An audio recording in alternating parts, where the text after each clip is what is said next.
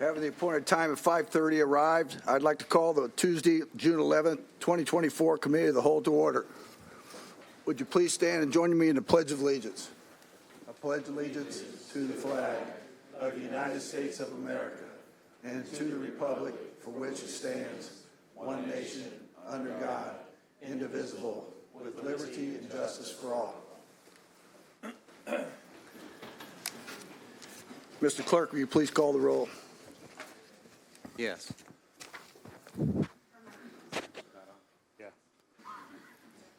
Alderman Redpath. Here. Following the HUD funding guidelines, and this will also be posted on our website. If you hadn't noticed, the TIF flow chart is already posted on our website.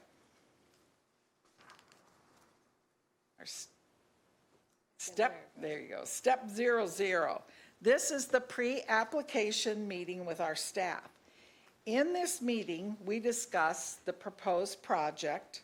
We ask if the activity complies with one of HUD's national objectives. Is there funding available for the program? We have two sources of funding provided by CDBG. One is called Public Services and one is Public Facilities. We discuss the application process and the expectations are discussed. And finally, we answer questions and offer support. Currently, we take applications year-round. However, we are proposing that in the month of January and February of 2025, we will solicit and collect applications for the next program year, which would be July 2025 through June 2026. In planning this way, we will be able to submit a more robust action plan, which will assist with our timeliness and administration. Step 1, after the pre-meeting, the subrecipient is sent the proper application. As I mentioned, we have public facilities and public services. So we send the appropriate application and the following information is collected. We talk about the project summary and funding request, the agency information, partnerships, proof of insurance, the budget, the proposed start and finish dates, if you have any prior experience with grants, the bylaws or articles of incorporation of your business, certificate of good standing. The nonprofit organizations must submit tax exemption determination. We ask for the last 3 years of financial statements, the list of the current board of directors, and resume of the program administrator. And finally, we need either their FEIN or their UEI number.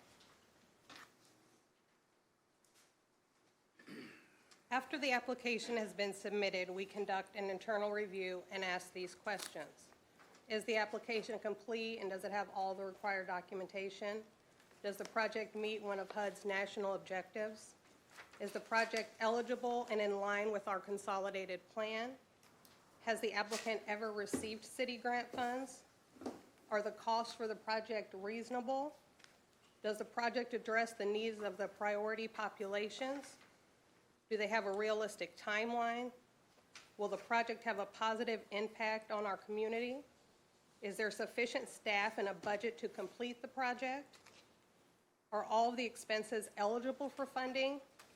And does it fulfill a needs assessment? Step 3. Before we can move forward on any project that receives HUD funds, an environmental review must be performed. We evaluate the project description and determine the level of review that is required.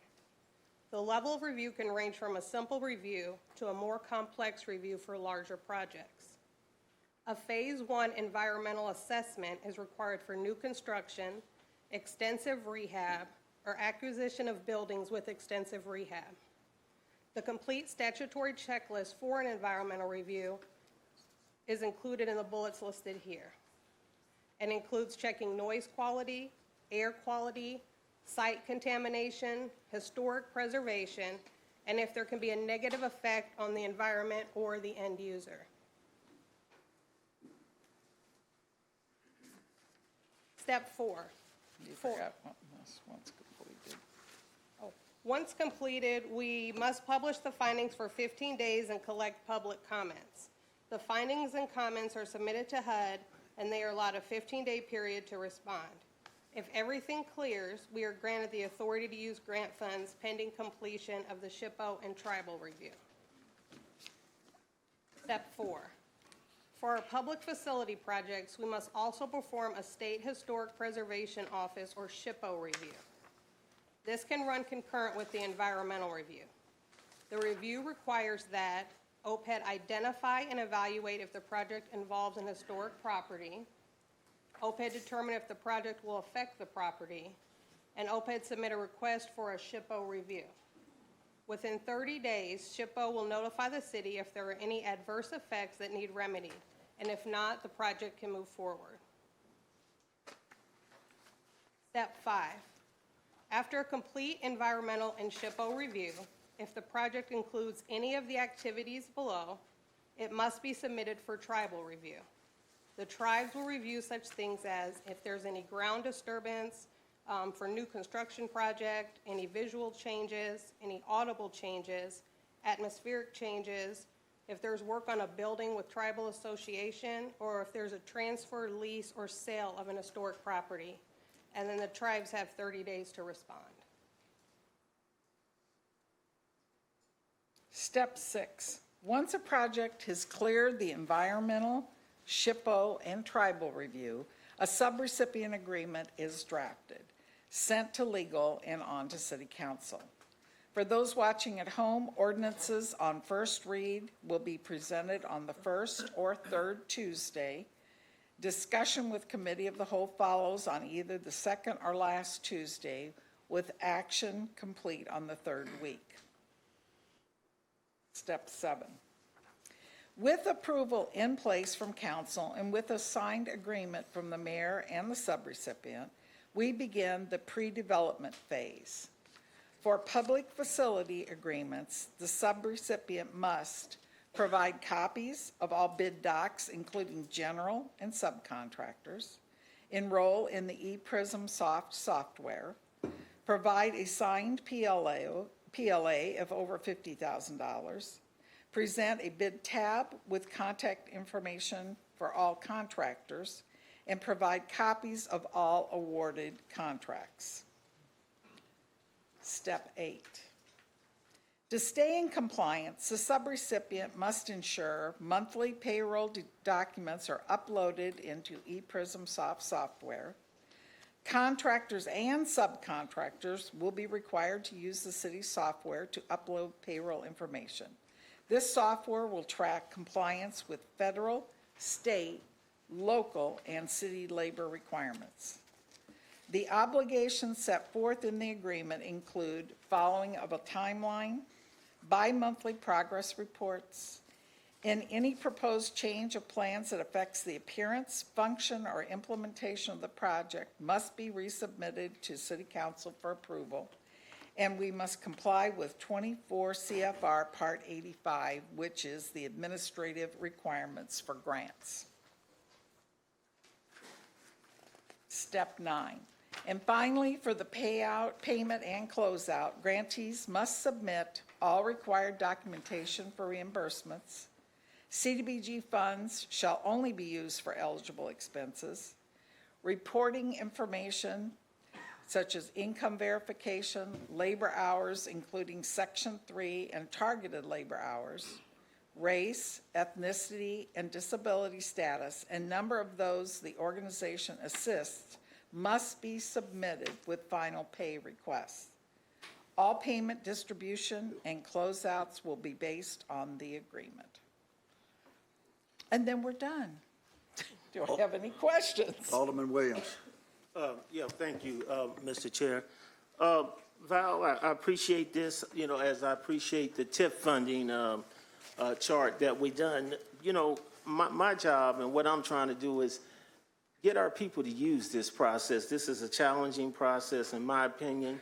You know, the purpose, when we say slums and blight, and then I think about my ward on the east side, and all these years this program has been existing, and why doesn't it get done? And then I listen to something like this, I kind of start understanding what is going on. So I want to ask just a few questions. So do other municipalities use this process, or do they have their own process? No, this is HUD guided. This is not rules that this city makes. We can establish programs, but as far as following guidelines, these are HUD guidelines. Okay, so how many do we do a year, or how many has been approved? Oh, well, it just depends on the program. We have so many programs within each we have HDLs, we have, I mean, gosh, I have no idea. Yeah, we have several housing programs, so we try to help as many, to our capacity, how many housing projects that we can do. And then like public service and public facilities, the majority is going to go towards public facility dollars, and only a small percentage goes towards public service. So, but we use as much money as we can and help as many people as we can. Okay. The goal is to use, we have roughly $1.8 million appropriated every year. The goal is to use that. We're on target for using that amount. So I can get you a number, close to a number. Yeah, but just when you can, I appreciate it. So the HUD's national objectives, that it must fit. So when my citizens want to fix their garage roof, and as you know, on the east, most of the garages are not attached to the house. They're separate. But that's a HUD rule that says if it's not attached, like a part of the house, this cannot be used for those roofs. No, that's not correct. That is a program that we set separately for this what we call the exterior rehab program. Yes. Yeah, that is something that the city had said, that's the program that we set according to that. There's so many different sections in this, Okay. you know, so, yeah, it's. So for a citizen to use, see, in your opinion, is this been working? Yes. For the east side? Yes. Yeah, yes. so I agree with. Finally, I'm going to say to you, did I think it was working? No, but do I think it is now working? And I agree with you for the Reverend Dawson's and the big projects, as Reverend Silas Johnson and the Nehemiah and those kind of housing. But for an individual home owner to use this, they always seem to get shut down. So I'm not going to prolong it, Mr. Chair. I'll just ask the final question. The national objectives, to find out where those rules are, because I don't see them on this document, Well, would they those be online national somewhere? objectives it must serve low to moderate income individuals, and it must, what's the exact? Must help to eliminate or Eliminate. prevent blight and slum. And in your opinion, we're doing that? Yes. Thank you. Alderman Gregory.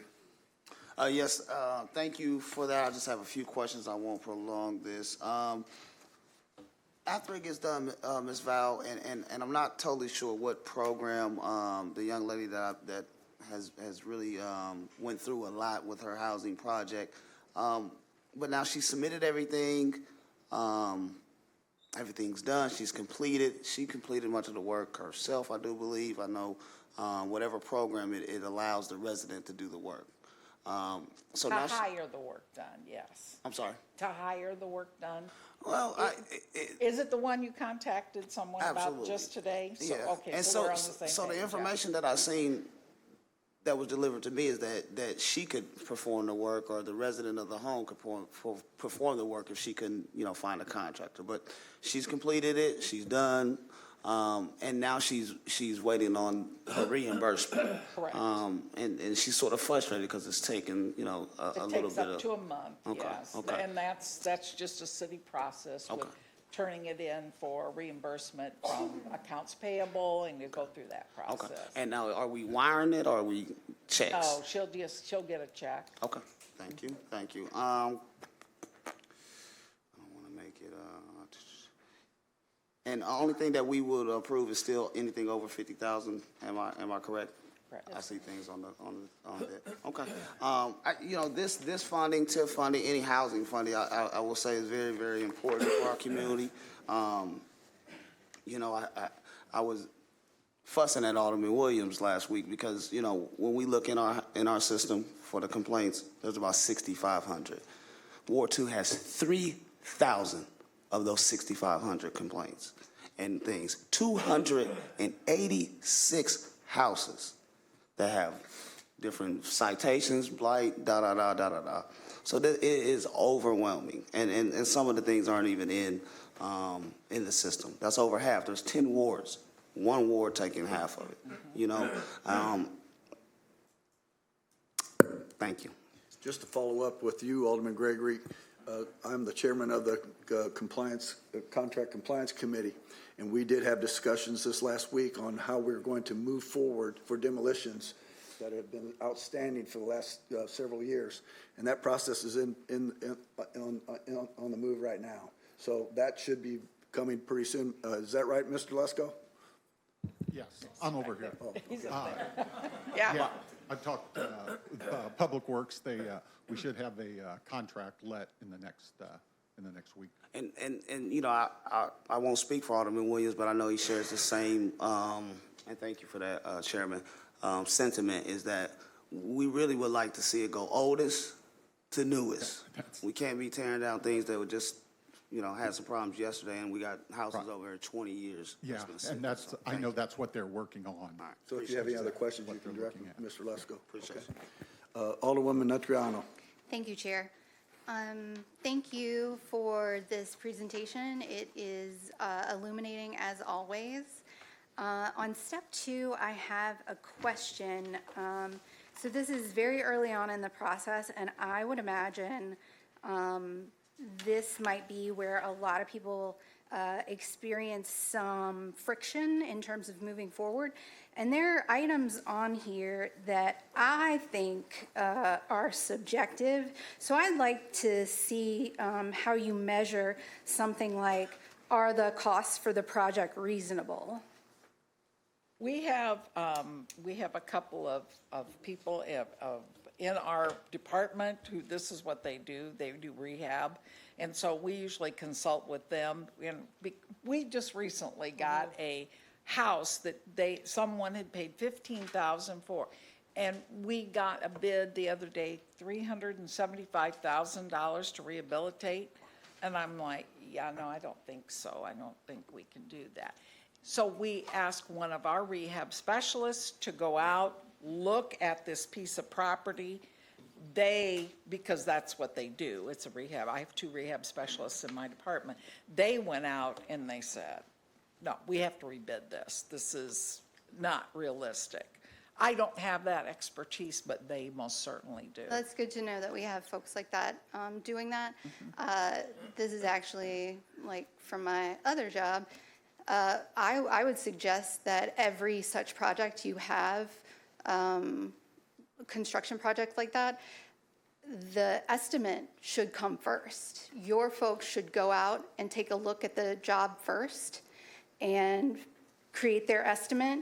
And that way, when the bids come in, you can decide right there whether or not, the bid's going to work. And in fact, because we had it at 189, we thought was a good one, and then it came back at that. Now, I appreciate prices have gone up and those sort of things, but I said, no, we have to come back down. That's a problem. And they felt like 150 might even be a really good bid, so. Yeah, awesome. Well, that's good to hear. And how about realistic timeline? How do we measure that? Well, again, you're right, that's very subjective, and we try and look at it to see, because we have some projects that are just languish, and it's nothing for us to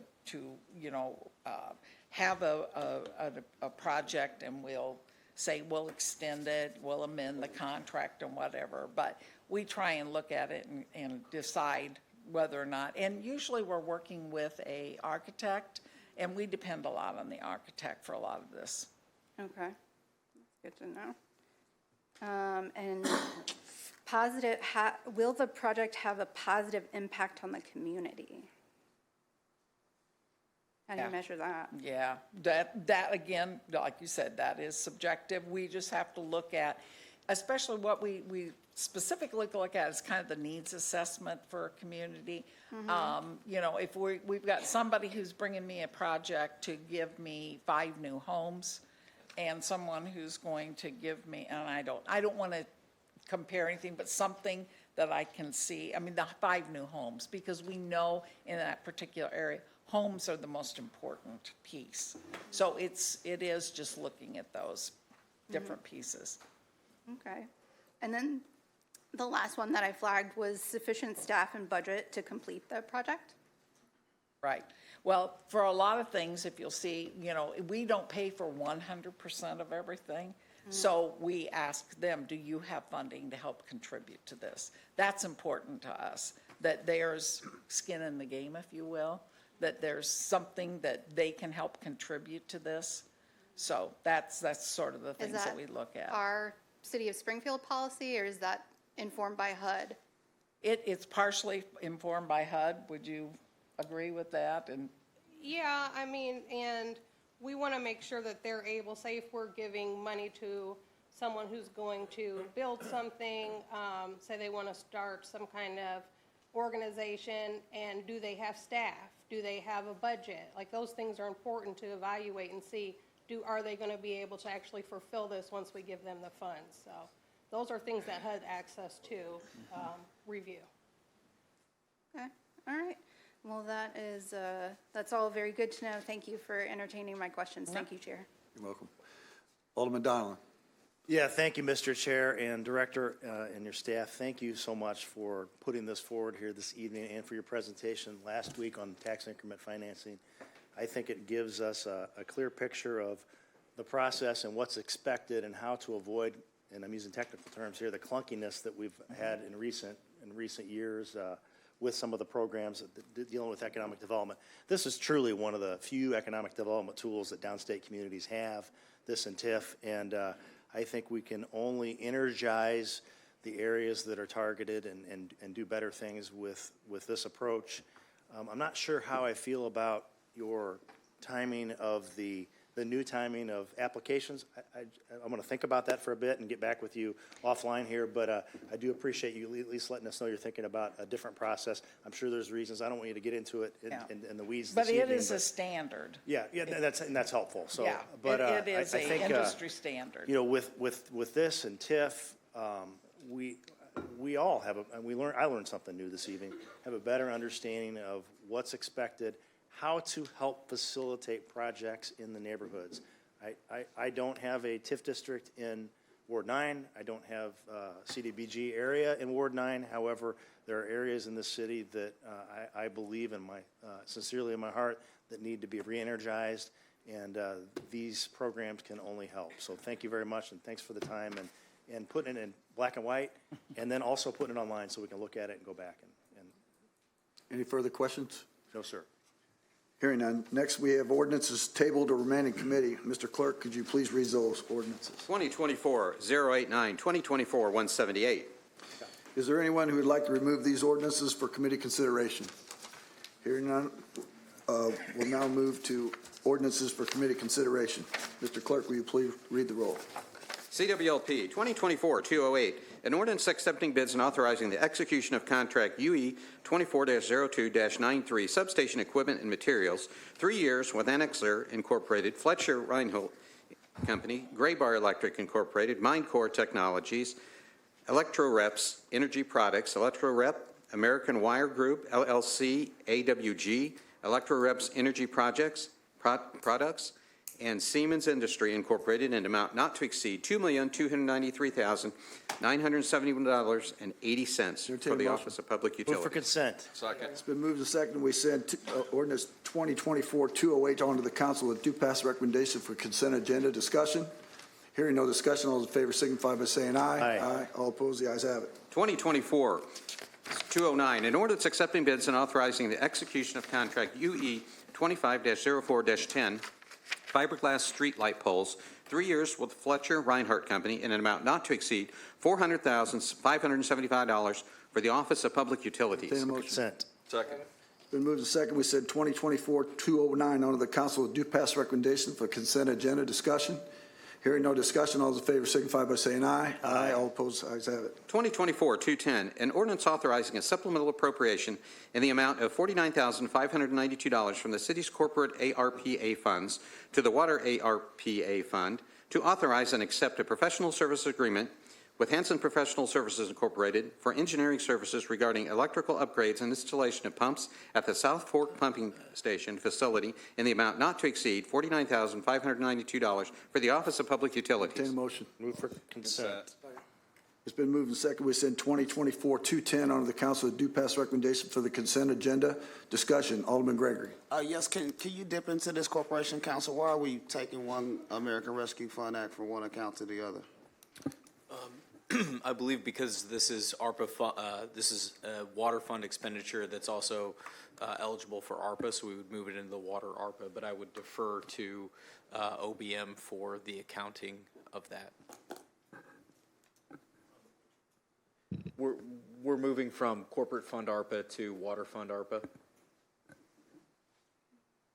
Todd, do you know? and Ramon is out today. I'm pretty sure that's it. Yeah, that's correct. Yeah, that's what we're doing. It's just an accounting thing.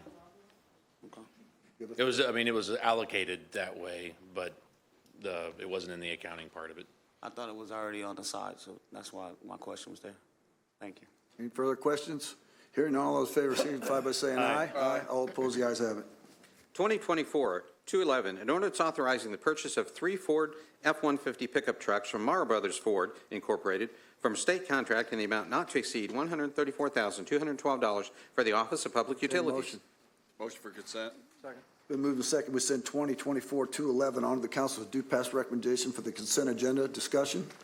Hearing no discussion, all those in favor signify by saying aye. Aye. All opposed, the ayes have it. 2024-212, an ordinance authorizing change order number 1 and additional funding in the amount not to exceed $987,475 for Toshiba American Energy Systems Corporation for the turbine overhaul of Unit 4 for a total amount payable of $4,639,375 for the Office of Public Entertain a Utilities. motion. Move for consent. Second. Been moved and seconded. We send 2024-212 on to the council with due pass recommendation for the consent agenda discussion. Alderwoman Natarano. Thank you, Chair. I just was wondering, so is this part of our scheduled outage? Doug.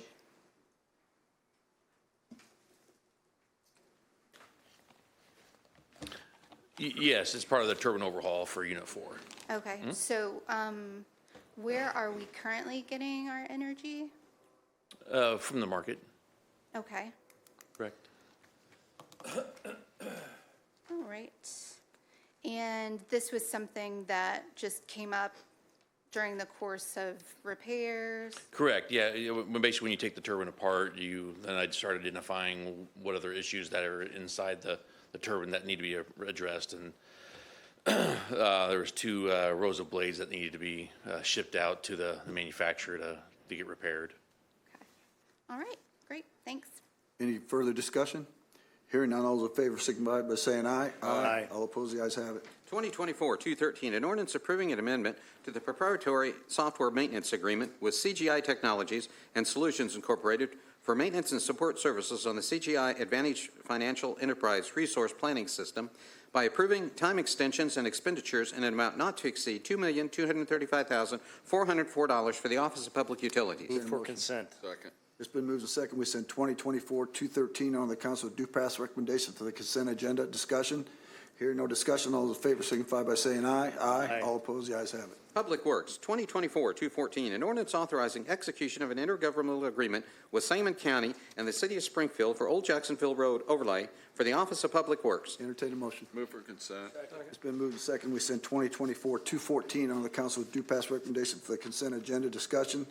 Hearing no discussion, all those in favor signify by saying aye. Aye. All opposed, the ayes have it. 2024-215, a resolution notifying the State of Illinois Department of Transportation that the motor fuel tax rebuild funds in the amount of $154,816 may be used for supplemental number 1 for the construction phase engineering services, PE3, for the downtown traffic signal modernization and one-way streets conversion project, MFT section number 19-00489-00-TL for the Office of Public Works. Move for consent. Been moved and seconded. We send 2024-215 on the council due pass recommendation for the consent agenda. Discussion, hearing no discussion, all those in favor signify by saying aye. Aye. All opposed, the ayes have it. 2024-216, an ordinance accepting the lowest bid and authorizing the execution of contract number PW 25-03-01 with Petersburg Plumbing and Excavating, LLC, for the Northeast Pilot Area sanitation manhole improvements in an amount not to exceed $223,256 for the Office of Public Works. Entertain a motion. Move.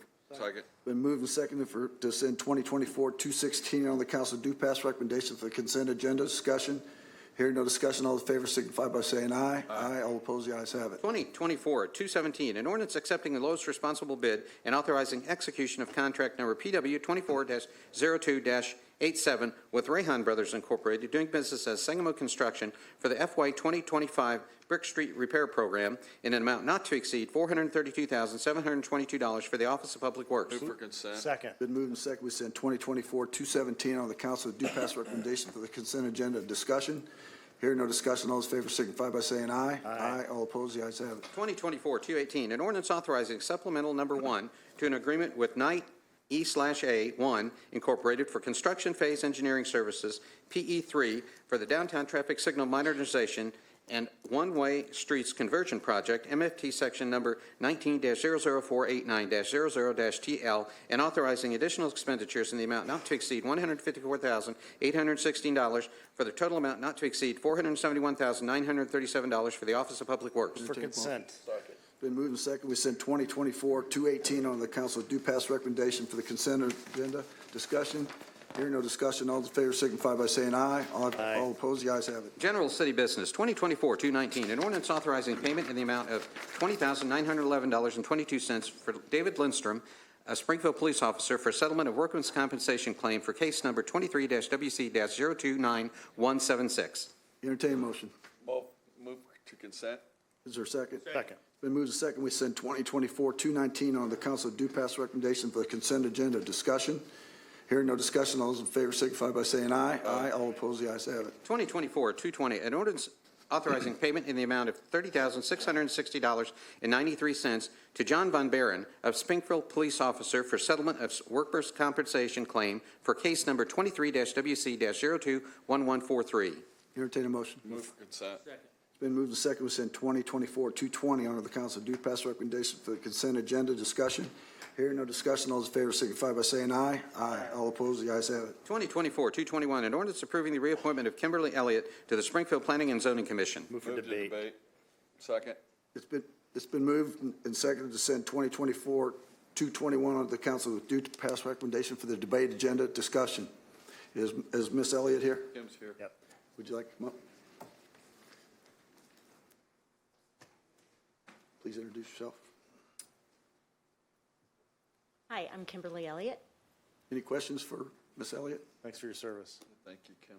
Thanks for the reappointment. Thank you. Any further discussion? Hearing none, all those in favor signify by saying aye. Aye. All opposed, the ayes have it. 2024-222, an ordinance approving the appointment of Spurgeon S. Johnson to the Springfield Planning and Zoning Commission. Move to debate. Second. It's been moved and seconded. We send 2024-222 on the council due pass recommendation for the debate agenda. Discussion. Hearing none, all those, is Mr. Spurgeon here? Please introduce yourself.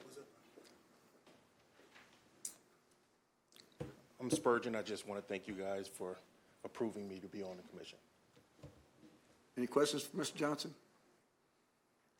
Thank you, Mr. Johnson. Thank you for your service. Any further discussion? Hearing none, all those in favor signify by saying aye. Aye. All opposed, the ayes have it. 2024-223, an ordinance appointing Benjamin McGill to the Deferred Compensation Committee. Entertain a Move to motion. debate. Second. It's been moved and seconded. Send 2024-223 on the council due pass recommendation for the debate agenda. Discussion. Mr. McGill, could you come up? We do this so we know who we're voting on, because sometimes we don't know. So, please introduce yourself. Hi, I'm Benjamin McGill, and I appreciate your consideration. Thank you. Any questions for Mr. McGill? Hearing none, all those in favor signify by saying aye. Aye. All opposed, the ayes have it. 2024-224, an ordinance authorizing a decrease in the number of Class E liquor licenses by one for Mod Superfast Pizza, LLC, doing business as Mod Pizza located at 2401 Wabash Avenue, Suite A. Move for consent.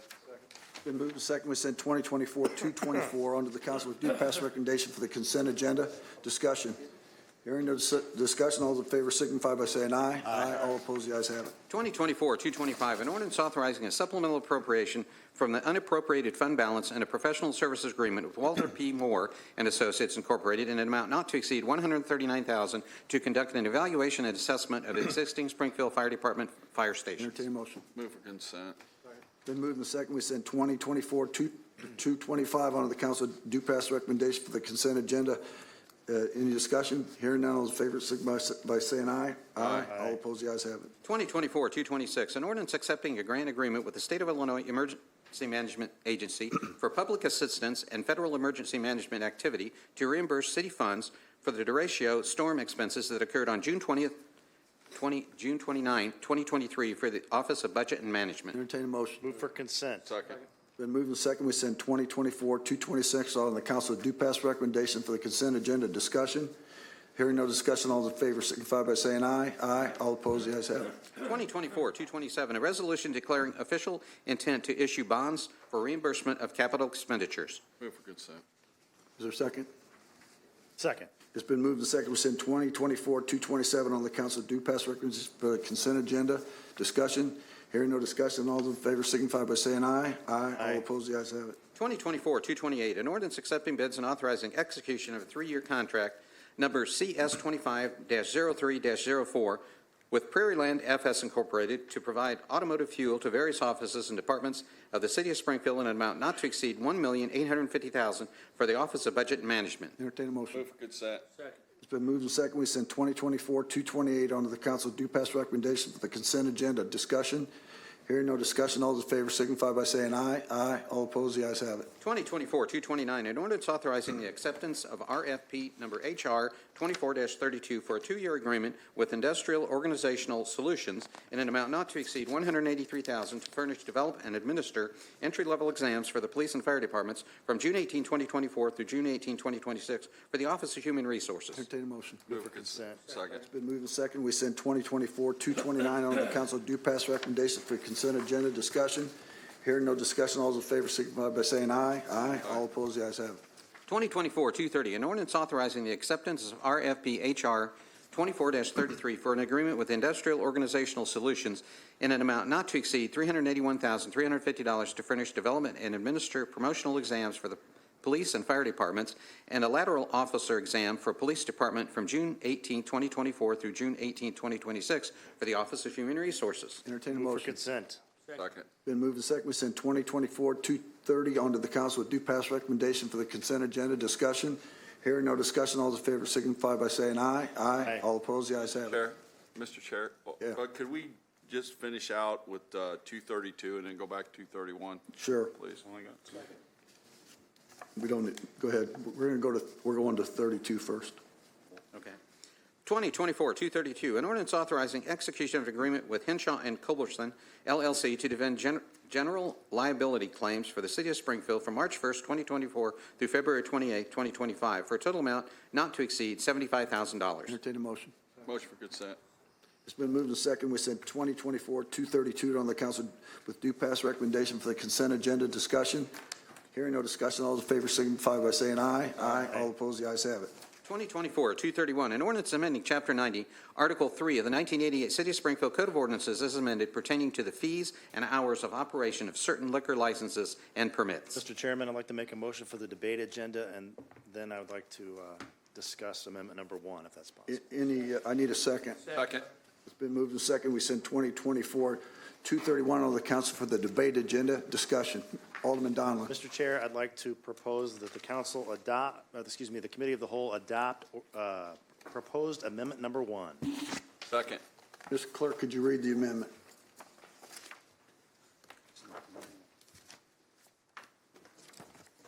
Ordinance 24-231, Proposed Amendment Number 1. Purpose. Proposed Amendment Number 1 will include Subclass 1, Saturday and Sunday openings until 3 a.m., Subclass 2, Friday, Saturday, and Sunday openings until 3 a.m., and discretionary permits.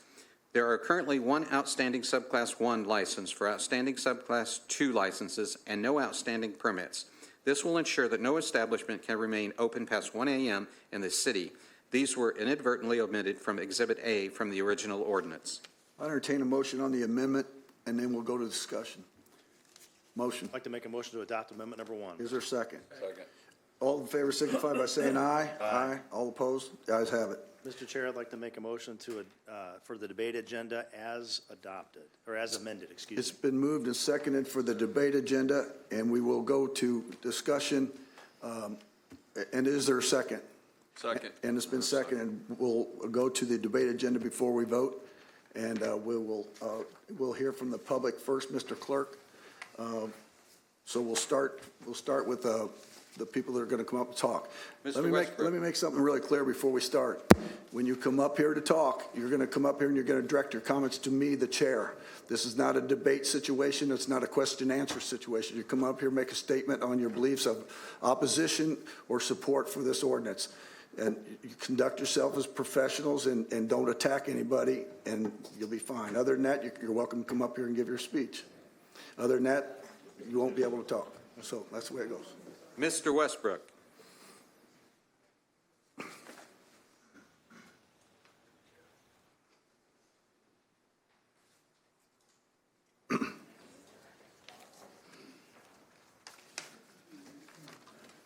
Please state your name and address for the committee, please. Chad Westbrook, and thank you, and Mr. Redpath, thank you very much. I've worked in Springfield's nightlife for over 25 years, which has allowed me to financially responsible for my family and our community. I started working the door at Jazz Central Station at the top of the Hilton, which led to an overall security position throughout the hotel. Shortly after the smoking ban, I lost my position at the bar and consequently the hotel as well. The people that I met while working at the top of the Hilton and some other people have provided me with the opportunity after I was let go from the Hilton into Springfield nightlife, which is offered employment. I worked at Stella Blue, Break Time, Bar None, all at the same time. In order to take care of me and my family, I'm also a DJ, a bartender, and also provide a cleaning service to some of the businesses uptown, which people call downtown. All credible professions in the nightlife of Springfield and other towns and cities. Uptown Springfield has been a great place to work in for me and my family. I work with great people and at great businesses that cater to our nightlife. Jim Mill Lounge, Floyd's, Alamo, Hair of the Dog, and also have pending opportunities in multiple establishments uptown. Hopefully our city council can decide to not go through with this amendment to take away some of the 3 a.m. licenses, because it will definitely affect mine, some of my friends, other businesses' livelihoods. Our city, I think, needs to address certain individual bar owners that may have problems and issues in their establishments that our council is coming to the conclusion that we all need to be punished for it. However that may be addressed, I'm not for sure, but I think that needs to be taken into consideration before we start removing jobs and income and start crippling small businesses in uptown Springfield. Thank you. Thank you. You're welcome.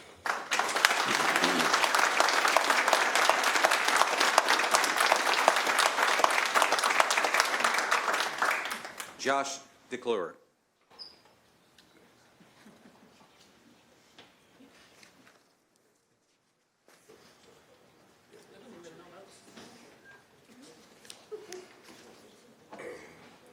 Please state your name and address for the committee, please. Sure. My name is Josh Delcor. Thank you for allowing me to speak. I've met many of you before. Justin Rebbe and I opened Click a little over 3 years ago. Our business model from day one opening was to become a safe space for our community, which is the LGBTQ community and its allies. We also, from day one, wanted to be a 3 a.m. establishment to provide that safe space for our community. We invested in downtown Springfield, quite frankly, when others were running away from it. They were abandoning it, businesses were closing, and we opened. And now our 1 to 3 business consists of about 40 to 55% of our revenue for those Thursday, Friday, and Saturday days. And just on Saturday alone, we employ up to 8 people between the hours of 1 and 3 a.m. And we provide a safe space for those people. 1 year into our business, we were able to purchase the 3 a.m. license and LLC from Ryan Bandy, and this council approved that 3 a.m. transfer from Club Station House to Click. So for us, it hits a little personal because we did purchase another business just to be able to be a 3 a.m. license, or have a 3 a.m. license. And then more recently, as of October of 2023, we invested more into downtown Springfield by buying the building our business is in. It was a bank-owned property that was foreclosed. It was in need of great repairs, and we've been slowly accomplishing those repairs. And for us to possibly lose that 1 to 3 business on Thursday, Friday, and Saturday, it's going to cripple our business and our future business plans that we have for downtown Springfield. Our bar operates like a community center for the gay community. It's more than just a bar. It's a home for them. It's a home for their allies. On weekends between 1 and 3 a.m., there are several nights that we have 4 to 6, 8 officers in there that are off duty, drinking and enjoying their evening, and always come to us and say how much fun they have while they are there and how it's a safe space for them as well, and that they feel at home while they're in our establishment. So I keep hearing that there's a public safety concern, and that's why this ordinance is being proposed, and there is a public safety concern.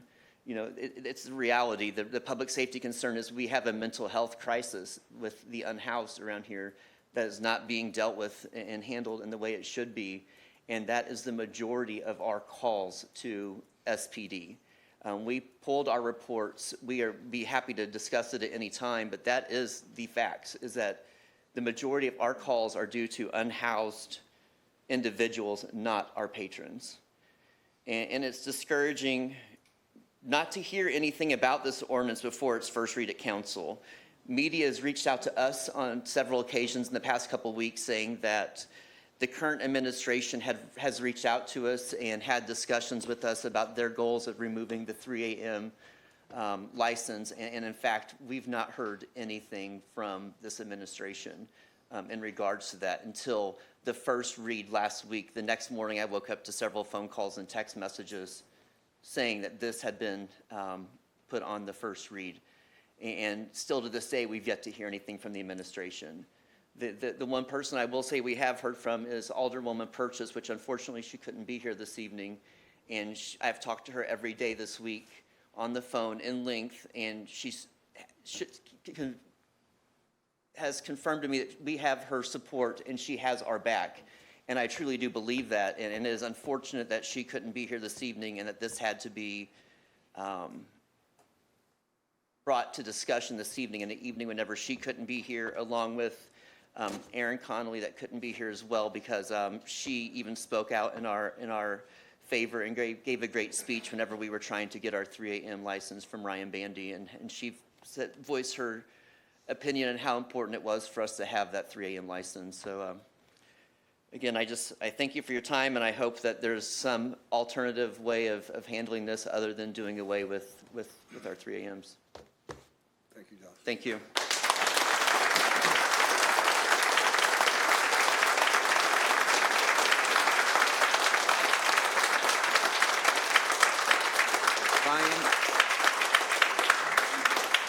Ryan Bandy. Good evening.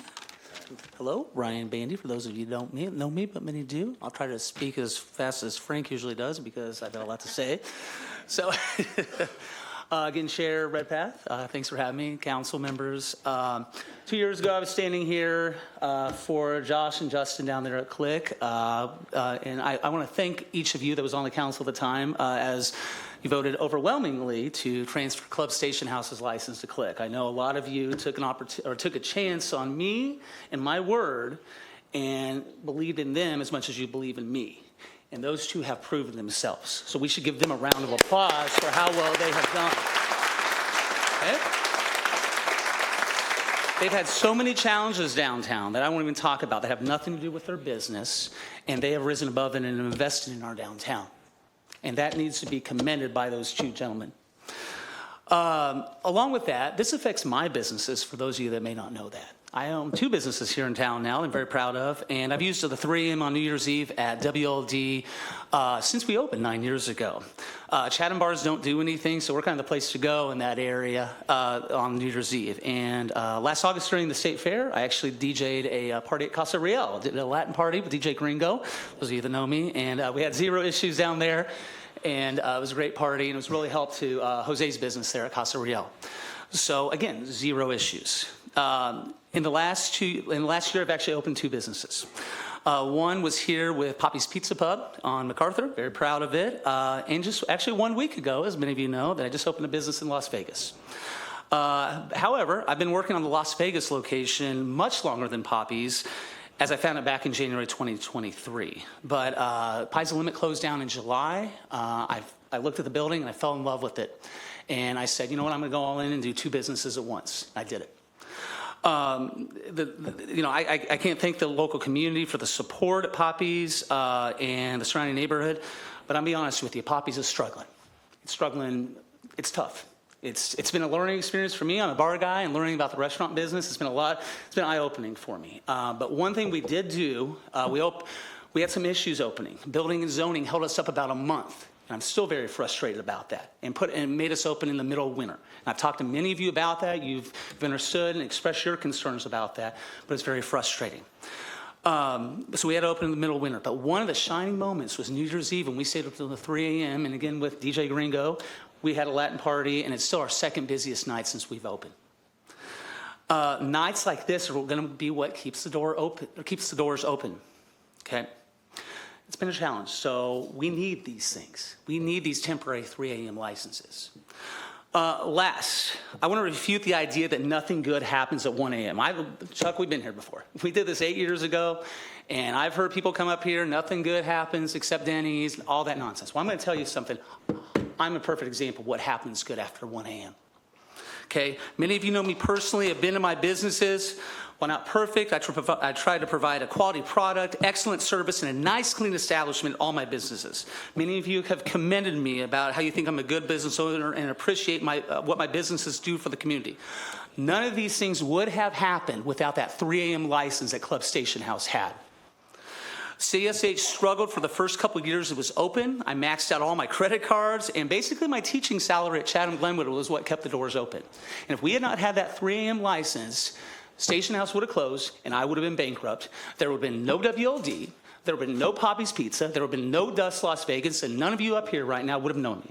And that's how important that 3 a.m. license was to me. I take this very personally, ladies and gentlemen, because it changed my life.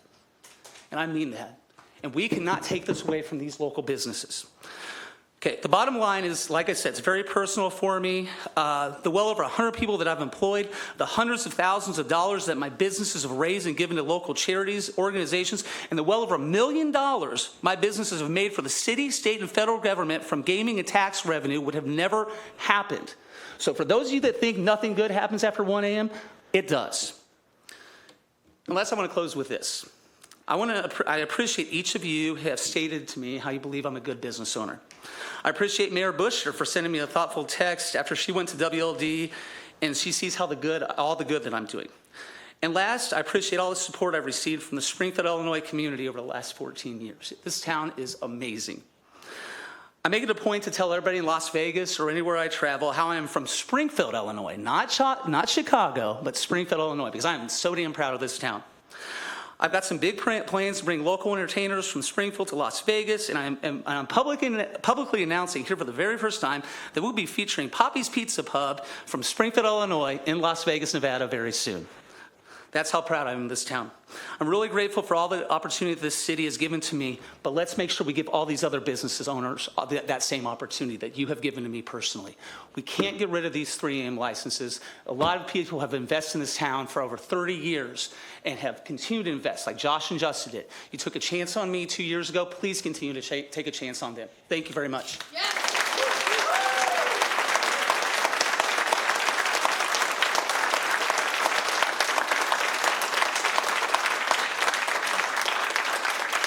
Justin Ribby. Say it again. Justin Ribby? Ribby.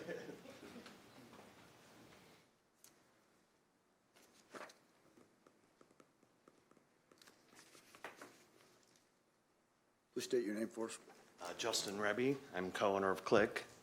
Keep it a little shorter than Bandy. And thank you for letting me to speak, and thank you everybody for showing up. Not only this will hurt small businesses such as ourselves, but also affect downtown as a whole. We provide a safe space and hire extra security on 3 AM nights just to ensure the safety of our customers and our staff.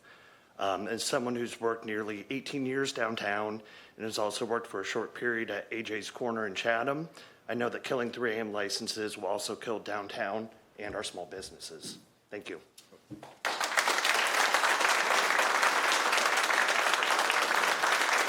Dean Myrick. Say it again. Dean Myrick.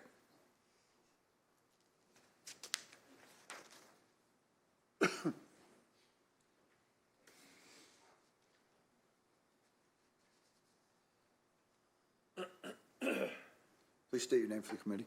My name is Dean Myrick. I've lived in Springfield for a long, long time, and I've been an entertainer. I'm the show director at Click. I travel all around the state of Illinois, and sometimes I don't get back till after 1 o'clock. But I still want to see my friends. I want to go out with them. We speak a lot about work-life balance. Me as an entertainer, I have to work my day job, then I go and do shows, and I get back about 1:30, and I just want to relax. And being at Click allows me to do that. I can go to the gin mill, hang out there as well, and I'm just honored to be a part of Springfield, the community. Jacksonville, I grew up in Jacksonville, Illinois, a small town. Their bar is open till 2 AM. We're the capital city. I think about the men and women in the service industry who work till midnight. Then they go home, they get cleaned up. And so it may be 1 o'clock before they get out. But if you close the bars at 1 o'clock, where are they going to go? What are they to do? They're working in the restaurants. They're serving us our food because we want to go out and have a good time at the restaurants. Then when they get off work, where do they go? Where is their work-life balance?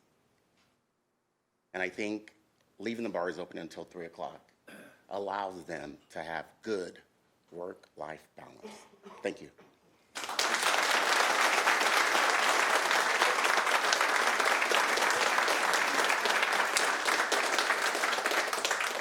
John O'Riordan.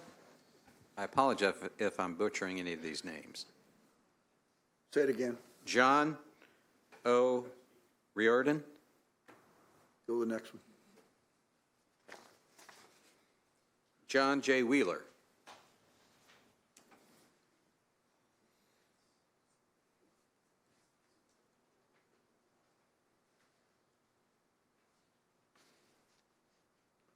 Please state your name for the committee. John J. Wheeler, Mr. Chairman, members of the council, thank you very much. I'm not nervous at all. Okay, take your time. So I moved down here in 2001 for school, and I started working at the Hilton. And there was a place that opened up a few years later called Celtic Mist Pub. And it was a beacon for me when I was getting off work. Because I knew after 1 o'clock, I was going to go and have a drink with my coworkers. And that was really, really nice. And really, one of the biggest things for me, being from the Chicago area, you kind of expect there to be a after-hours kind of place. And if we're going to be a city, I want us to be a city. That's pretty much it. Thanks.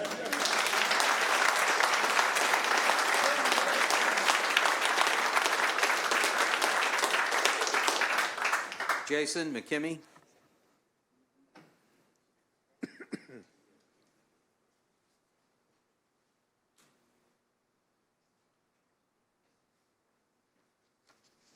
Please state your name for the committee.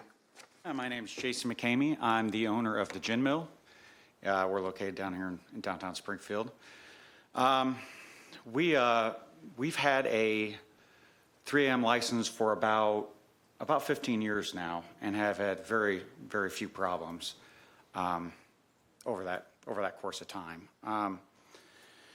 We're kind of a community down here, and I really taking away 3Ms is going to hurt. While it may only be 4 bars, it's going to hurt the entire community. Everybody's going to feel it because everything's intertwined. We've got people coming in town for conference attendees. We have session workers, industry workers. All these people come out and support the late night. You know, it's something they do regularly when they're around. And I really think this is an asset that we need to hold on to for downtown, but for the city as a whole. I think it's a good asset. We do need to hold,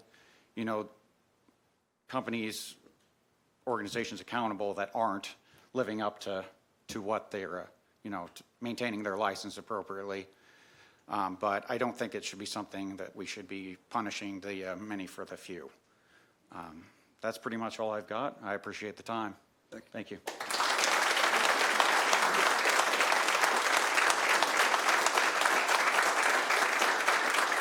Barry Friedman.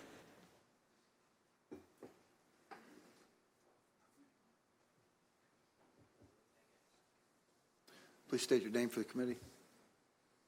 My name is Barry Friedman. I'm blind now, so I have to look at it. I've been invested in downtown for 30 years. I've served on boards such as Downtown Springfield, Inc. I've thrown outdoor music festivals. I've owned downtown restaurants and bars, and I currently own the Alamo. The changes downtown's gone through is either close businesses or, in my case, force me to rebuild and adapt. State agencies leaving, local corporations moving to other areas of the city, people staying home to work due to COVID, or has eliminated foot traffic downtown.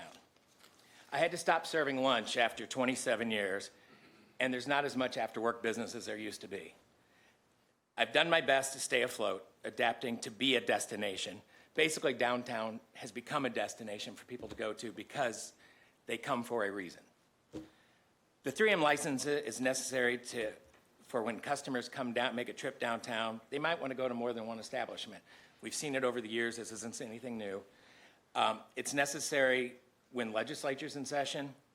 It's necessary when our hotels have weddings or conventions downtown. Downtown should be the entertainment district, and that's what people expect from a downtown, and that's what we've said for years. Let's make downtown the entertainment district. Tourists come down here, they spend money in our local economy, and people do come and stay out late. I mean, not everybody. I understand a lot of people don't. There might be 70%, 80% don't want to, but they do come out, and they spend money in our community. Then you got to look at, when talking about the expansion of our convention center, maybe building another hotel downtown, how Springfield can compete in the convention business when we're competing against other Midwest places that people can go to, and they don't have to go in as early. When conferences adjourn, people go out. We all know what a convention is. It's a reason they go learn. Some people never go out, but some people like to. We've all seen it with the firemen, the police, when all these come into town. This ordinance doesn't only affect the four bars downtown, but it affects the city. When these businesses potentially close, no longer pay utilities and taxes, there's unemployment from job loss for when they close, and we're going to lose state fair tourism and just all tourism in general when people realize we're just going to close up early. What we're looking for is a pause in this discussion. This was brought out last week. We found about it later through, other people said, hey, did you hear this went through here? We don't want to punish all license owners for what a few have done. So we just, maybe there's a way we can talk, have a discussion to create a policy of there is something that can be done, but it doesn't have to affect us all right this minute. This ordinance would go into effect January 2025. Why do we have to decide these 2 weeks? I mean, if this comes through and you still don't like it or still doesn't want it, which doesn't make sense to me, it doesn't have to be made in June because it won't be in effect till next year. So why can't we sit down as groups and everything else and have a discussion? You hear what we have to say besides, everybody getting nervous and coming up and talking to you guys, and just let's get the facts. Let's see if we can figure something out that works for everybody and keeps Springfield the way it should be. Thank you. Thank you.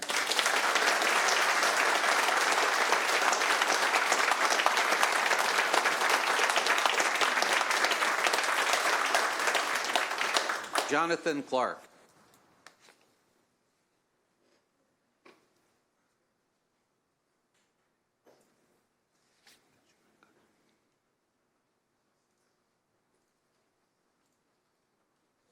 Please state your name for the committee.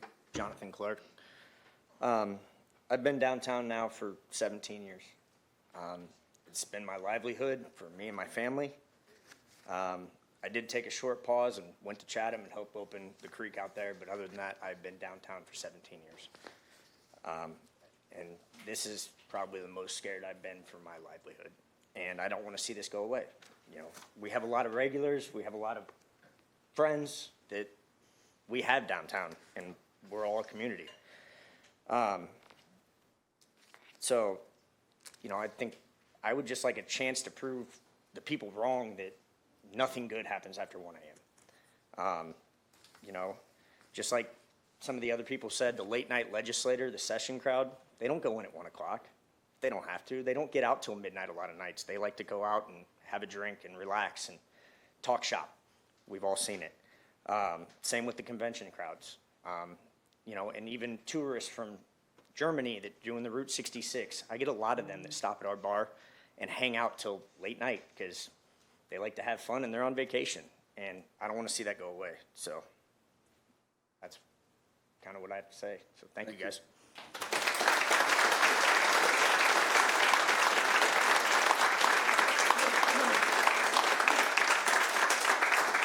Bill Tinsley.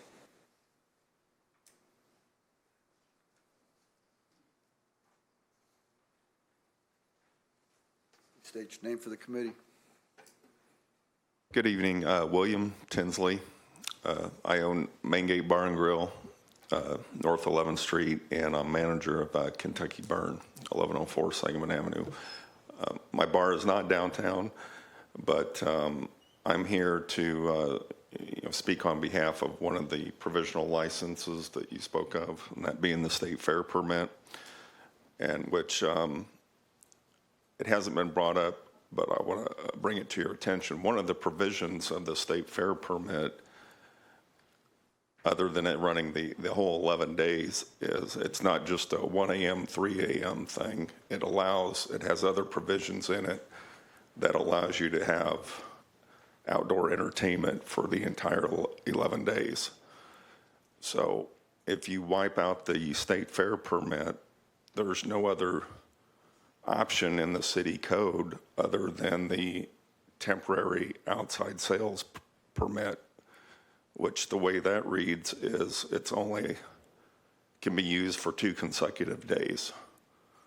And so we wouldn't be able to have anything during the week unless, I'm looking for an alternative to striking the state fair permit from the city code. tents, one of the provisions is that, with the outdoor consumption within a fenced-in area. So in years past, we've always put up a tent. Tents attract people. That's why car dealers have them. That's why other businesses have tents. So our revenue during the state fair for those 11 days is 4 times the normal week. And last year, the Illinois Gaming Board allowed a 2-hour extension for the video poker machines, and that brought in an additional $15,000 NTI. NTI is defined as net terminal income, so that's money that patrons put in the machine minus the money that they win. So that net terminal income is split between the state, terminal operator, the bar, and 5% goes to the city of Springfield. So, I mean, I'm just one bar, so that's just a huge number if we wipe out that state fair permit. So we have kind of an advantage there by the fairgrounds in that Gate 11, Gate 1, which is main gate, Gate 2, 3, 4, and 5, are manned by the Illinois State Police during the fair. And there's, squad cars parked there at all those gates, and that's a natural deterrent to rowdy behavior. So I just want to throw that out there. Thank you for your time. Thank you.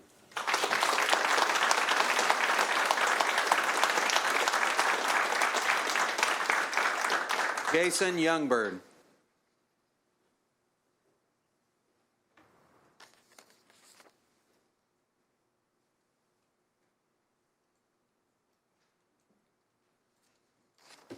Please state your name for the committee. Jason Youngberg. It's a pleasure to speak with all of you. I'm just here as a regular citizen of Springfield. I've lived in Springfield for the past 15 years. Specifically, I've lived downtown for the past 2.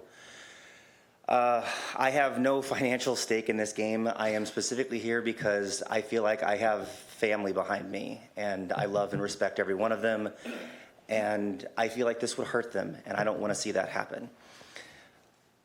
I know there's a strong issue with safety concerns. Please understand, I am an autistic gentleman, so I am prone to believe the first thing that I hear. And a lot of times you understand there's fear-based scares, there's worries about you don't go to this place after this hour, don't go down this alley. I was kind of raised in Springfield of, you don't, and nothing good happens after 1, as has been stated. In 2019, I became a musician, and I started sampling the downtown life, like the nightlife. I would play music, I'd play shows until 10, 11, 12 o'clock at night. And being in those venues, being on the other side of it, getting to know some of these people and see some of these people, I'd realized after being around them for 5, 6, 7 years, I never saw the validation for like the safety concerns. I individually have never witnessed anything that made me fear for my life or threatened me.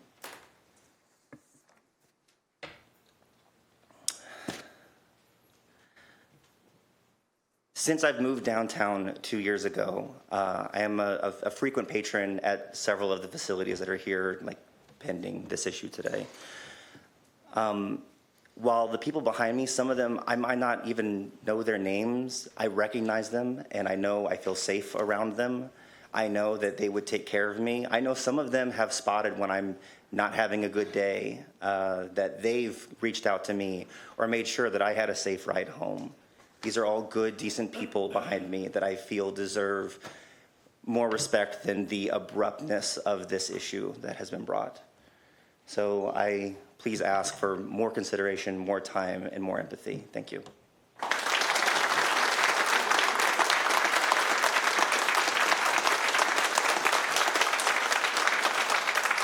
Alice Ramey is the next speaker. She just walked down. Anybody else? No, that's all that's signed up for this ordinance. We'll now bring up Chief Scarlett. Mr. Chair, if I may, we have one more bar owner that would like to speak to the committee. Who is it? Please state your name for the committee. How's everybody doing? My name is Twan Armstrong. Thank you, Chair. I am third in charge of the Unique's Bar and Grill on 1131 Cook Street. And I'm just here to speak on the behalf of our 3 o'clock license and how much that particular entity employs. On a given Friday and Saturday night, we can have up to 50 employees in there that we pay. Since we have the new police chief, Scarlett, he has also given us the opportunity to employ off-duty officers at night. That has helped. We didn't have that opportunity in the previous 2 or 3 years that we ran the establishment. And I understand that the east side has a lot of public safety issues. And I feel like our establishment gets a lot of the bulk of that because we are located on the east side. But we do everything in our power for public safety anytime from 1 to 3 a.m. We also, with our BASA license, with our bartenders, we're controlling the intake of alcohol that is consumed inside of our establishment. And I just think if we take the 3 o'clock license from that particular entity, that's the only thing of entertainment that we have on that side of town. And y'all speak on public safety. I don't really see public safety getting better with nothing to do without stopping people from coming outside. Y'all can say we're going to shut the bar down from 1 to 3. People are still outside. So now, if you're talking about closing down at 1 a.m., I'm going to leave at 12:30. Probably going to go to the liquor store. Probably going to buy a ton of liquor. And now I'm just out here in the streets on any side of town that I choose, not necessarily the east side. Yeah, I think it'd be more problematic for all wards, not just 2, 3, or whatever ward that we're in. I think it's 2 on east side. And public safety, I think y'all should actually reach out to the establishments that have the 3 o'clock license and ask them what are their public safety concerns, rather than just assuming that the liquor is the actual reasoning for the public safety. I ain't gonna talk y'all head off. I ain't got too much to say, but I just want to let you know how much that particular establishment, Unique's Bar and Grill, puts financial structure into the community of the east side, wards 2 and 3. Appreciate y'all. Y'all make sure y'all do me a favor and have a good evening.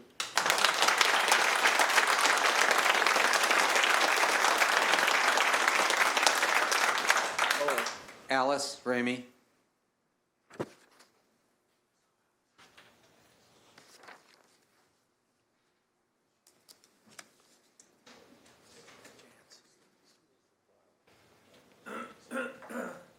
Please Chairman, state your name for the committee. Chairman, my name is Alice Ramey. I have lived in this town, a lot of years.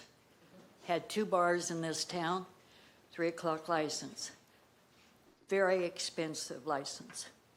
I had entertainment in my bars, country and western. In fact, one of my bars was on the other side of the fairgrounds by gate 2. So there is a lot of things going on that people don't understand. I love 3 o'clock license, but there is some things that the people that do have 3 o'clock license do not respect the 3 o'clock license. And for the ones that have talked out here and said their speech and did everything, they're trying to do right by downtown. And they should have a chance to continue to do right. I know if I had a bar downtown and I was up here and I was going to lose my little $200 or $300 or $15 or $20, whatever 3 o'clock from 1 to 3 paid, yeah, I would lose it because I would have to close my light. And that's not fair. That's not fair to the ones that are here, that are working, that's building Springfield downtown, that are trying to do right. And it's the ones that you have not, almost went down the streets, is not doing with them. They're not respecting it. And I think every cop in this town know who they are. All of you on this horseshoe knows what bars they are. And I know that when I first got my 3 o'clock license, there was rules and regulations that you had to go by. I went by it. I had one of the toughest bars there was in the North End. And it was one that you had to watch. But when I was in trouble, my phone was on the wall right to the police department. I took care of it, and that was it. And I paid a fine because I didn't follow one rule. And I think there's no rules for 3 o'clock license like they were 30 years ago or 40. I've been out of the bar business for 55 years, okay? But I like going to a bar at night after getting off work at that time. And I like going and see what's going on and talking to people and enjoying. But if they're not, and usually we had a jazz band downtown, okay? And we don't have that between 1 and 3, but we do have other things that they can do. We want to keep the 3 o'clock license. Let's build up Springfield downtown. Let's make it where people like to come and not have to worry about, well, you can't go there because Johnny's a little bit nervous, you know, he just doesn't like people, you know, so he's going to cause a lot of trouble. Oh, and don't go down there because their bathrooms are not too good. These are things that are said, but I have been in a lot of these bars. I have been in some of the low bars, and I know that they respect their license. Some of them don't, especially downtown, as we all know. But let's keep the 3 o'clock license with at least a year for you'll know if which ones do not respect it and which one do, and give them a chance to have 3 o'clock license.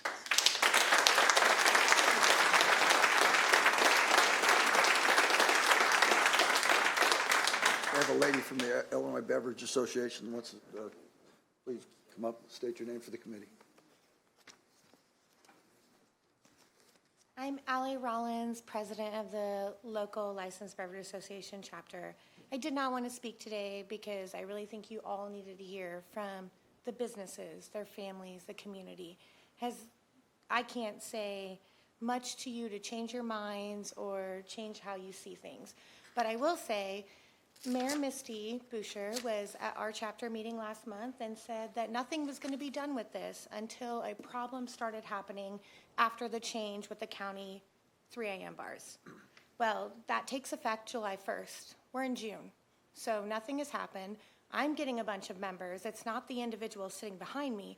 It's other members saying, what's the difference? What has changed? So if we're going to talk about public safety, we need to look at the homeless. We need to look at the pop-up parties. We need to look at a lot of other things other than what's going on in these businesses, because nothing is happening in their businesses. They're not causing the problems. They're not creating the public safety issues that we're trying to address. And I think that we need to put that first and foremost. We need to address the things that are actually happening in our community. We're trying to bring more conventions, more tourism, more everything in this town. And I will tell you, hosting a convention here in 2026 is going to be a nightmare for me if we don't have 3 a.m. licenses downtown. Because I bid on this and our chapter fought for it to bring it to our capital because it could go anywhere else in the state of Illinois, and they wanted it to go to Peoria. So if we're going to push business and revenue to another area, I think we have to really address what the real concerns are here, because we are all working as a community to bring revenue, build up downtown, build this capital, build this city. I mean, we have a lot to address here, and I think the 3M licenses are not our problem. Thank you for listening.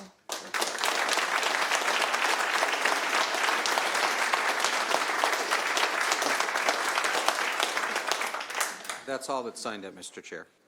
Chief Scarlett.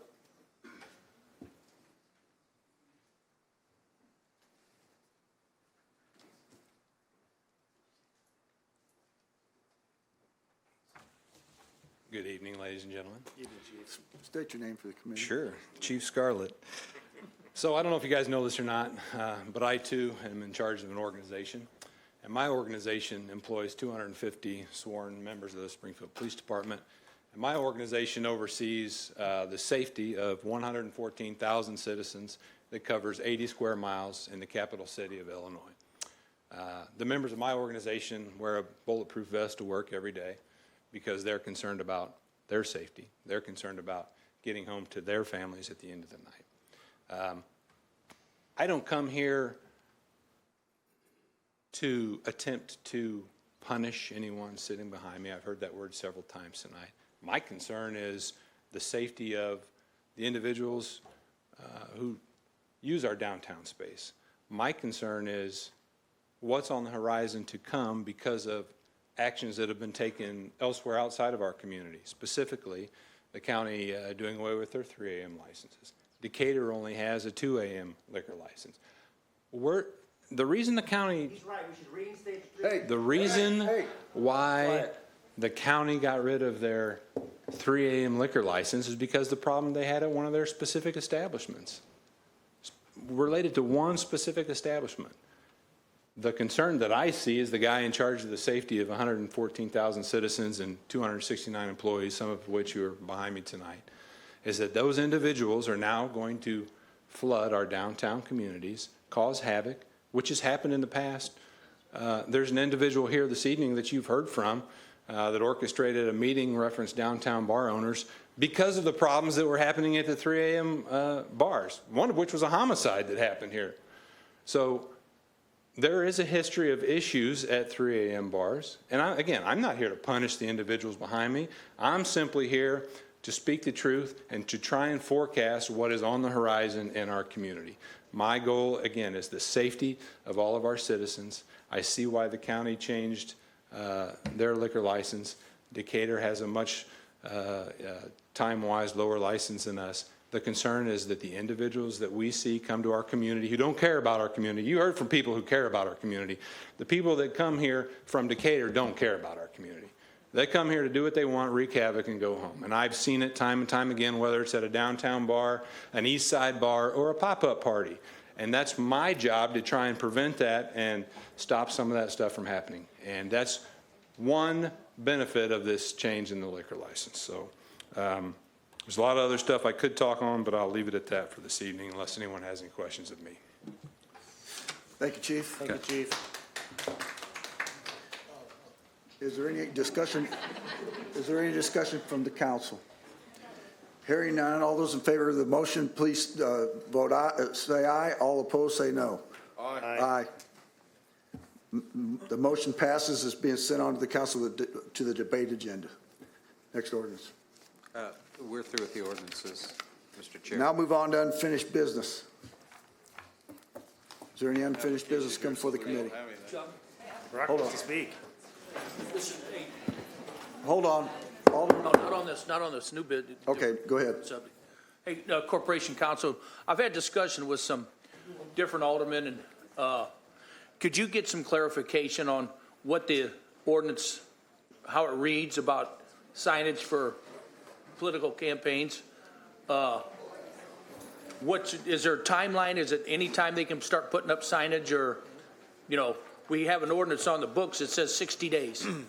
60 days and I was told that's right. So we've modified that. I'll send you. I will send you what we have regarding temporary signs and political signs and those restrictions. I can send those to you. Thank you very much. Thanks, Chair. Alderman Rockford, do you want to go again? You're on there 3 times. Well, I was on there 4 times, but I kept hitting and nothing popped up. I apologize. Alderman Williams. Yeah, so on that same subject, for you to say to us, when did you change?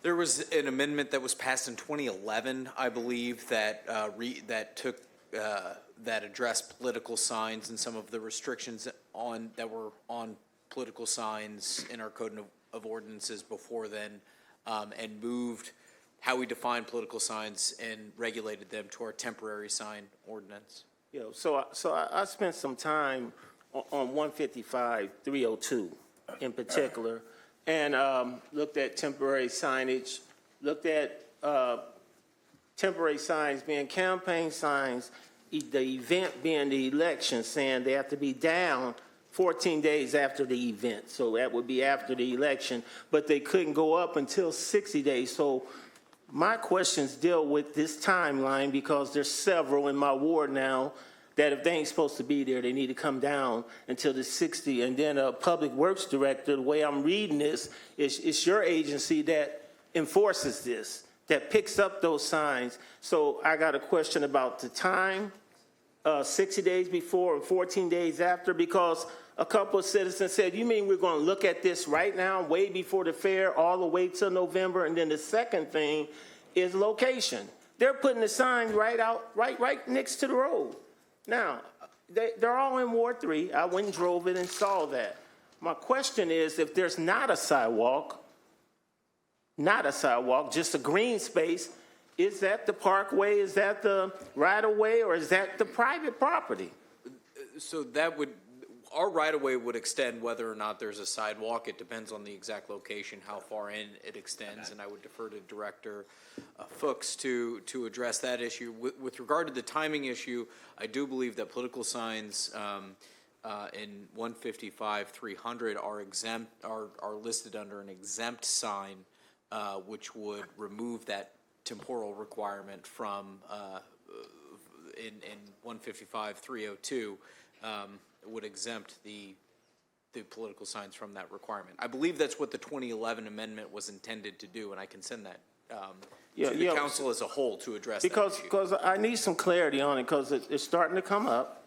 They're starting to be out, and I'm getting these kind of calls that, you mean we're going to go these 6 and 7 months looking at political signs? Really, Roy? And like I told them, I thought I thought it was 90 days actually, but when I read today, it says 60s. Now, I did read 300 and I read 302, 155, 302.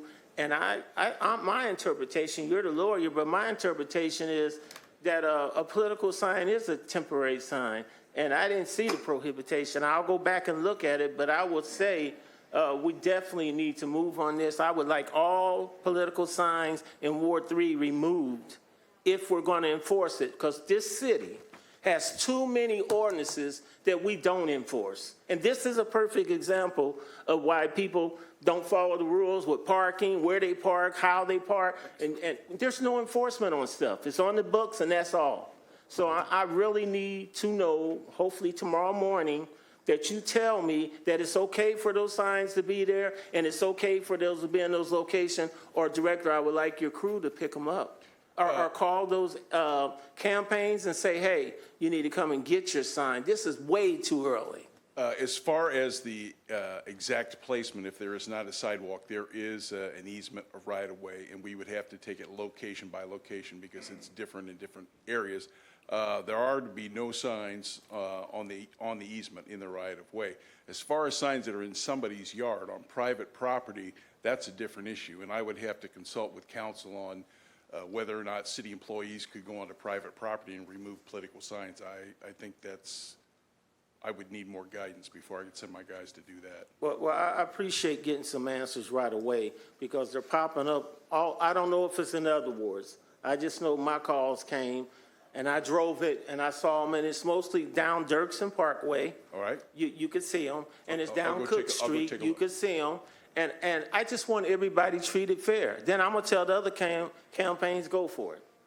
So either we're doing this as a city or we're not doing it as a city. But we can't be selective, because I made sure they were in Ward 3 before I spoke, and I also made sure they wasn't unincorporated, sitting in that little grade spot or a township spot. These are definitely Ward 3, and I just need some answers. I appreciate both of you, and I'm hoping I hear from you in the morning, or I'll call at noon. And we'll try to get this straight. We'll take a look. Thank you. Alderman Gregory. Just real quick, I just had a couple questions on, I know we spoke on the contract working group earlier, and I just, if we can have a little more information on that, Chair, as far as who's on it, where we're at percentage-wise, how many minorities we have, on our contracts as a whole, and some different projects, but I'll go more in depth with you. And I have been asked, our HR director, I asked Ethan last week, and he didn't have that information, but do we know how many summer jobs we will be having? Some people seen on the news that the city was offering summer jobs, so I've been getting a bunch of calls about it. I don't know the account for that right now. We just also have 4, I will do a plug. Okay. We have 4 of those student arborists. Okay. And those are summer jobs that are just now open through that arborist grant. And we are specifically looking for students in the 62701, 02, and 03. And those applications go through this week. But aside from that program, I don't know the total number for all of them, but I can look it up and find out. Thank you. Yep, not a problem. Thank you. And those are all my questions. And before we leave, I just want to say tomorrow kicks off the 30th anniversary of Juneteenth here in this city.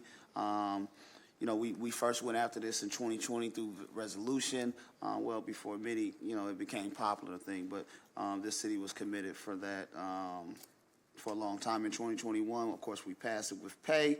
And starting tomorrow about 5:30, they will host a talent show down at the Lincoln Library. I think that's important, and I know they will all like everybody's support. Followed by, of course, Thursday, Levitt Amp. It's growing every week. Every week is growing and growing. And Friday they have some activities as well. Feel free to visit the Juneteenth page. They have events starting from tomorrow all the way actually until the 19th, which hopefully everyone will be off. Thank you. Alderman Williams. Oh, Alderman Donovan, I'm sorry. Thank you, Mr. Chair. Just Alderman Williams, you sparked something in my head, and that doesn't happen very often this late in the day. But the Corporation Council and I had a conversation for a different reason about political signs recently, and we were talking about the timing of them. I don't like that they're up, all year round or whatever, but my understanding is there was a Supreme Court decision a few years ago that basically negated all any time restrictions that a city or other municipal government, local government can put upon when they can be put up or not, because of people have the right to express their freedom of speech is what I recall. Is that correct? I know you'll get into that with the Right, so official there's response, a Supreme but- Court case and then there's a state statute. And this city passed an ordinance in 2011 to attempt to address those issues, which is what you and I talked about after doing some research. In that change, we exempted political signs, which is why the timing hasn't been enforced. But I will put together a memo for the entire council and we can circulate So it. I appreciate your question, Alderman, and I think that'll help everyone understand. Maybe we could put something out so that everybody understands what we can and can't do as a city. And on the other issue, I know we'll be talking later, so thank you. Yep. Alderman Williams. Yeah, so I'm glad you brought that up. If that is true, that helps me explain to the constituents. But we don't need to let them be doing anything while we're in a gray area. We need some clarity. Does that Supreme Court decision, is it real? Did it happen? How did it impact us? Or does that mean we're free reign, or what's our status? And I will inform you of that. What I can say now definitively is political signs are not allowed on our easement right away.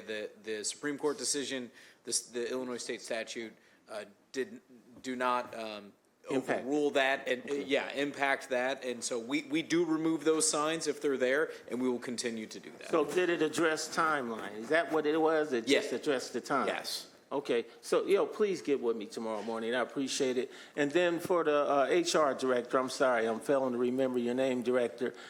So on this Arbanist grant, so I kind of read through that grant, and I was really pleased that they're trying to teach these poor kids or poverty-stricken kids how to do trees. Yes. And how to work that out. But I'm a little concerned, if I heard you right, say that applications is this week? Applications are active now, and as it was written in the grant, we've been working with the Faith Coalition, but they've been posted publicly. But they are also referring candidates for us. As I looked at our applications now, they're a little lower than I would like to see this morning. And that's actually why it was extended. Okay, because I know there's several camps and football practice. It's so much stuff starting up right now over the summer that, I hadn't had time to really tell some of the groups about this opportunity to get some of the kids that are more involved with this area of trees and environment. But it is a good opportunity for them. It is a good opportunity. So I will help in that area. I would and love that. Try to see if we can get some names to you in those zip codes, because I was amazed how that grant was written and how the scope targeted to teach them. So I appreciate No, I it. am too. I think it's a great opportunity. I would just like to see more applications that are qualified, so I would love those referrals. Thank you. Thank you. Alderman Carlson. Chair, real quick, thank you. I think under that Supreme Court decision, I think what they'll find out is based on your First Amendment right, political signs can be up year-round, 24/7. What it gave the ability for municipalities to do is to limit the size, and I think that's what has happened here in Springfield. In a residential property, it's limited to 12 square feet. In commercial, it's unlimited. I think that's what we'll find. And location? Well, location, I think, has always been there. Yeah, I think anything in a right-of-way, as I understand it, yeah, anything in a right-of-way can come down. Oh, yeah, that's for sure. And in state right-of-way as well, yeah. Alderman Rockford. Yeah, just real quick, Corporation Counsel. I didn't look at the ordinance, the numbers, So I was just reading the 60-day. So if that doesn't belong, that needs to be removed, you know? So that's all I'm asking. And we can do that, but I want to be careful because our political signs are defined under temporary signs. In the 60 days, in the definitions, political signs are exempt. So that's in subsection 300. And 302, which is where you have the 60-day signs, that applies to all non-exempt temporary signs, Okay. which would be a car wash sign or something. Right, right. Yard sale. Yes, yeah, yard sale. Garage So I wouldn't want to remove that completely. Okay. Thank you. Thanks, Chair. Any other new business? Hearing none. Is there citizens request to speak to the council? There is. James Johnson.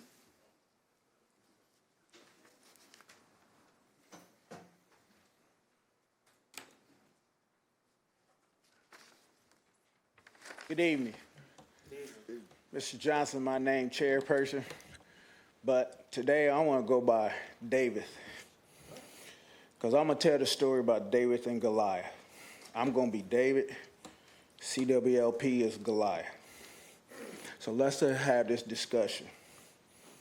But I'd be remiss if I didn't speak up for all those people that was in here and say, if we're not the county, for one, and two, if you don't give them something to do after 1 o'clock, you think you got problems now, you just wait, because it's going to go up.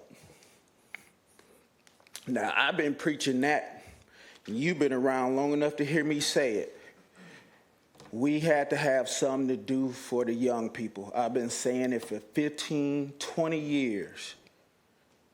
They have nothing to do. And here we are now. We want to punish business people because of what a segment or group of people were doing. But I remind you that the police department just got pay raises, and you're hiring all kind of people. So you might be right on that, you know, what we talked about back then, because the numbers didn't increase. So I don't understand what's the big fear when we got police officers on the force now that are making good money right now. And I remind you, those people and myself, we're paying those pensions. So that's all I'm going to say on that, because I want to get back on David and Goliath and CWLP, because we tend to be losing black people at CWLP too. And if you know the story, David had a slingshot and he had some rocks. So I'm going to start slinging. And maybe we'll get y'all attention about why our linemen have to get booted off. Why the tree cutting group have no women or minorities from the CWLP, which is not over there right now.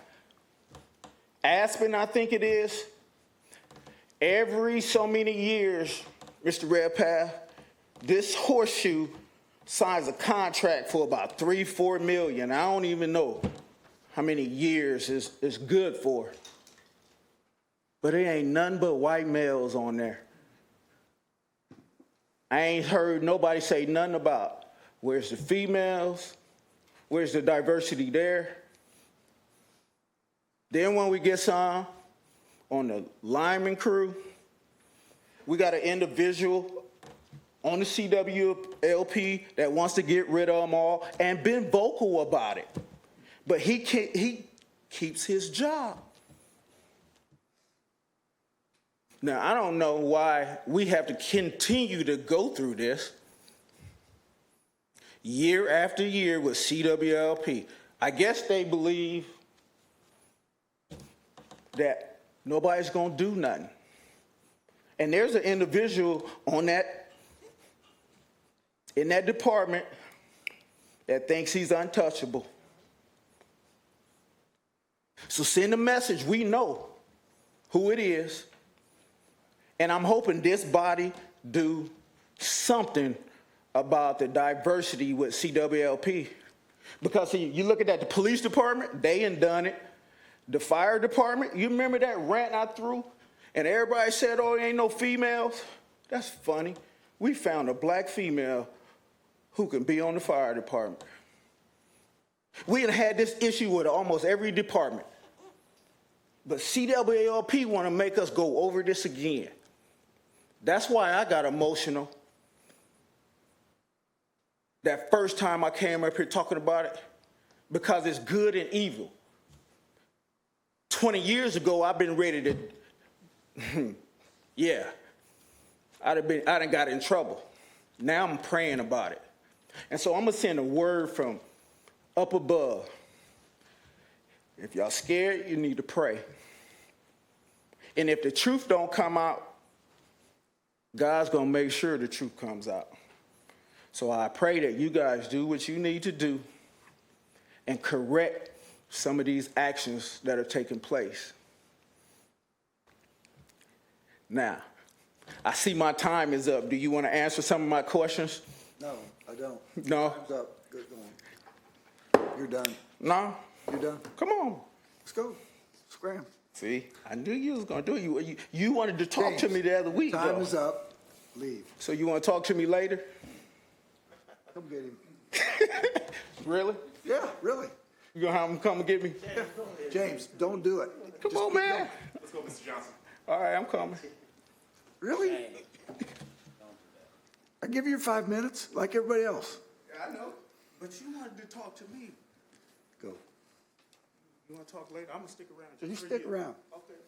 Okay. Elizabeth Wake.